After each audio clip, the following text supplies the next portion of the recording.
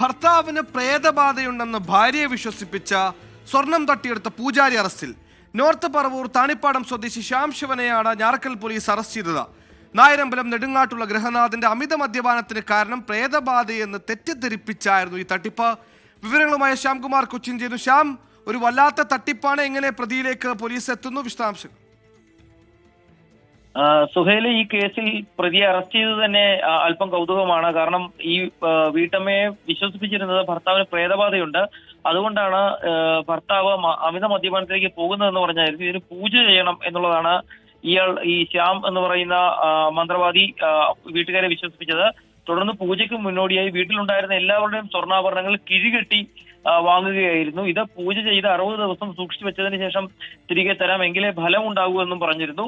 പക്ഷെ 60 ദിവസവും 80 ദിവസവും കഴിഞ്ഞ് പൂജാരിയും കാണുന്നില്ല, മേടിച്ചുകൊണ്ടുപോയി സ്വർണവും കാണുന്നില്ല എന്നുള്ളൊരു അവസ്ഥ വന്നപ്പോഴാണ് വീട്ടുകാർ പരാതിയുമായി എത്തിയത്. ഇതോടെ ഞാറക്കൽ പോലീസ് പ്രതിയെ തപ്പി ഇറങ്ങുകയായിരുന്നു. ഒടുവിൽ സിഐയുടെ നേതൃത്വത്തിൽ പ്രതിയെ പിടികൂടുകയും ചെയ്തിട്ടുണ്ട്.